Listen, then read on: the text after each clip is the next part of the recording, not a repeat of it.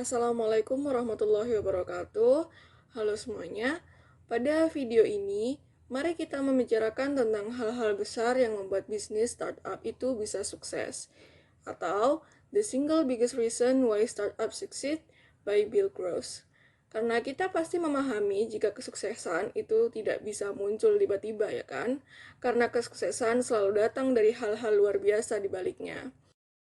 Kami dari kelompok 10 yang beranggotakan Zuni Dalil Faida dengan NIM 9510059, Nisrina Saskia Putri Aulia dengan NIM 19510071, Irma Arifiana dengan NIM 19510073, dan Eka Wijayanti dengan NIM 19510079.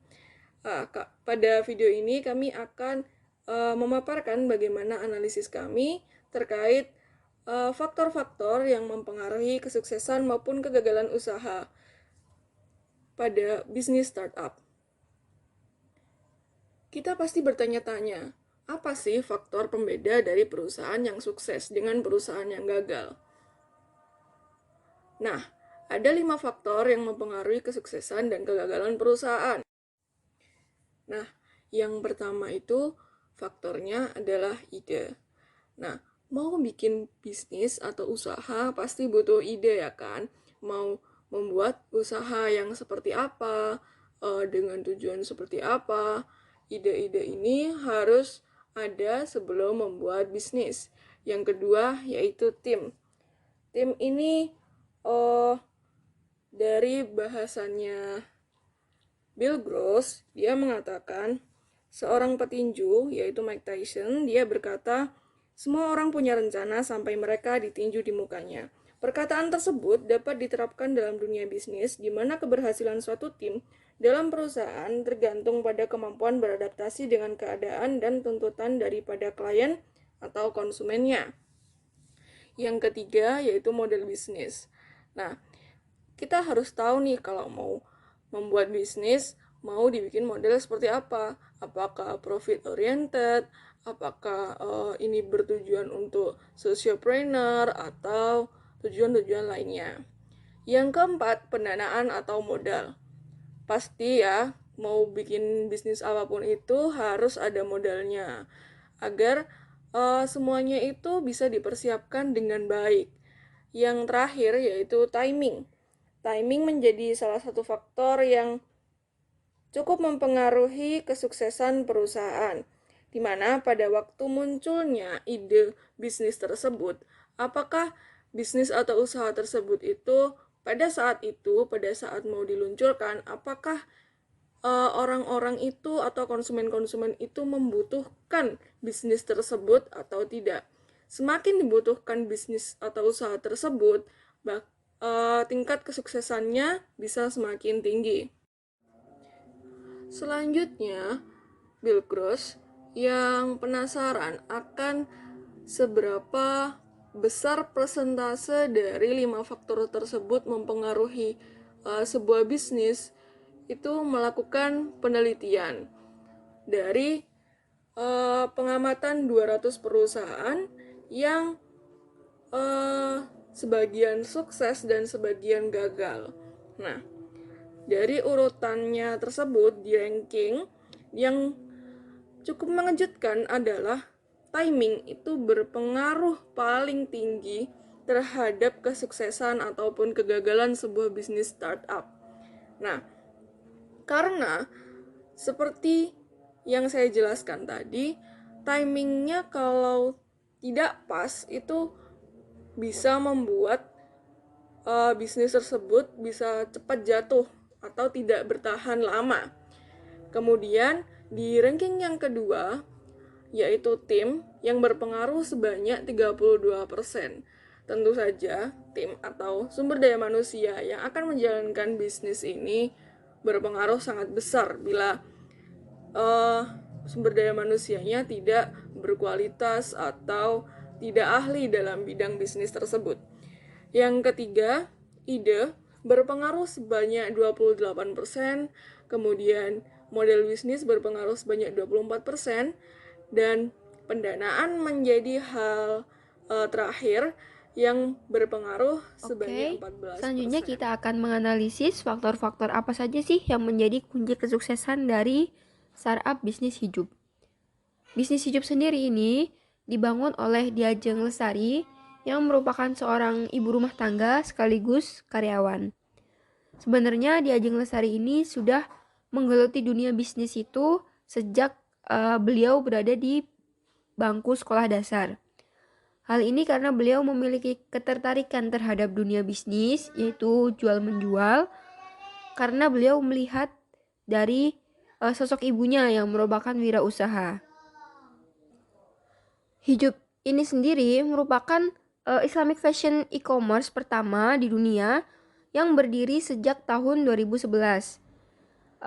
Hijab ini memiliki konsep online mall yang menyediakan berbagai produk terbaik desainer fashion muslim Indonesia.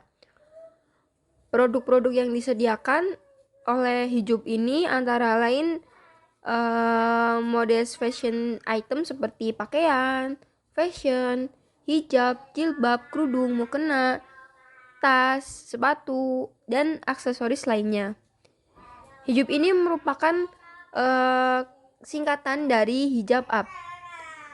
Hijab up owner yaitu Diajeng Lestari meyakini bahwa hijab ini bisa memberikan sesuatu yang lebih kepada wanita muslim di seluruh dunia.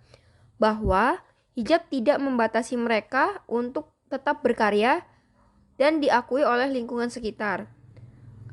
Mereka atau kita semua sebagai hijabers layak untuk tampil menawan dengan pakaian yang cantik dan tetap mengikuti tren namun tetap syar'i.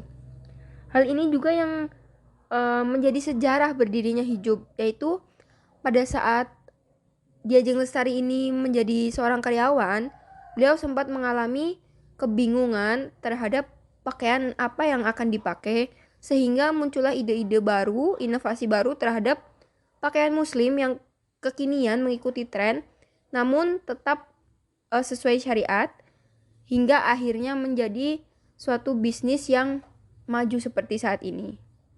Kemudian yang kedua adalah tim. Tim merupakan kemampuan sumber daya manusia yang ulet dan pantang menyerah, dengan kemauan untuk terus belajar hal baru, serta menerima kritik dan saran dari konsumen maupun dari calon investor. Nah, selain itu, tim di Hijab juga mengembangkan kesuksesannya melalui kolaborasi dengan berbagai brand lokal di Indonesia, yang ternyata tidak sedikit yang memiliki kualitas bagus dan diminati hingga mancanegara, sehingga hijab bisa diajak tumbuh bersama.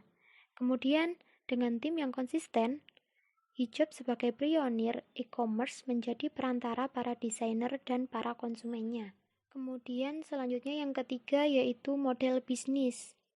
Hijab merupakan startup dengan model B2B2C, yaitu business to consumer, di mana secara investment pasar investornya tidak terlalu besar, sehingga harus lebih berhati-hati dalam mengelola growth dan profitabilitasnya. Hal yang menjadi pertimbangan ketika memutuskan membawa hijab menjadi grow up oriented startup adalah dengan adanya potensi pasar yang besar dalam bisnis tersebut. Tantangan yang dihadapi ketika berubah dari tahap profit oriented menjadi grow oriented adalah berkaitan dengan kecepatan kerja serta mengelola demand and supply. Saat memutuskan untuk grow oriented, maka perusahaan harus scalable sehingga bisa melakukan berbagai penyesuaian terkait dengan demand dan supply-nya. Nah, untuk menciptakan produk yang fit to market, Hijab akan merilis kategori produk berdasarkan target pasarnya, yaitu kategori premium dan juga kategori standar dengan harga yang lebih terjangkau. Bismillahirrahmanirrahim.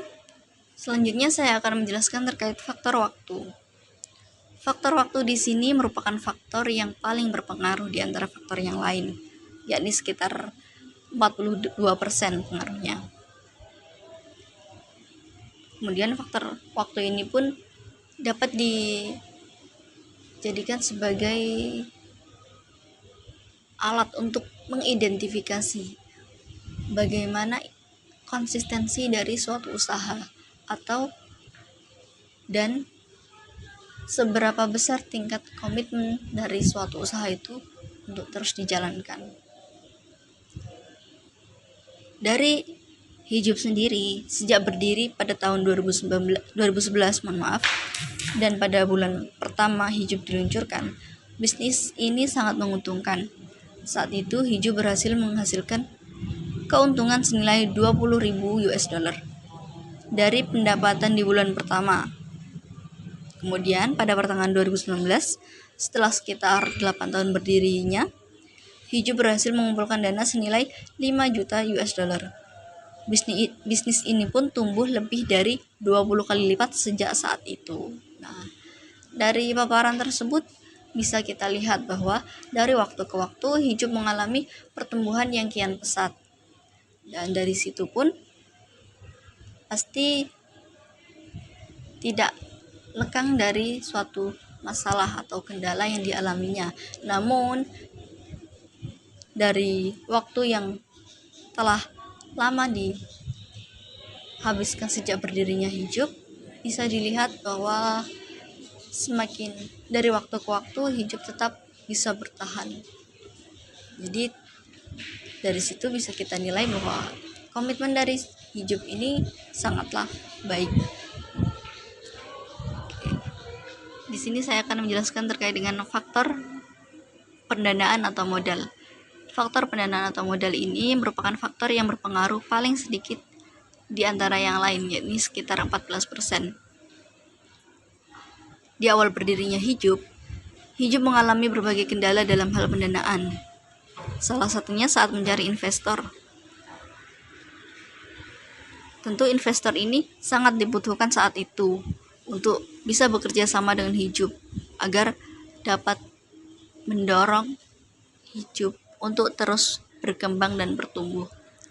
Namun, si CEO Hijab yang kerap kali dipanggil Ajeng tak patah semangat meski beberapa kali mendapat penolakan dari calon investor.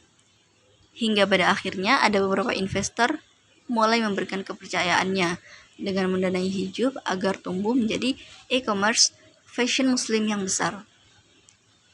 Mengutip dari tabloid konten edisi khusus Desember 2015, modal awal Hijab tahun 2011 adalah 5 juta rupiah. Namun, apabila dihitung kembali untuk persiapan membangun bisnis startup-nya, mulai dari pengurusan berkas administrasi, alokasi dana setup company,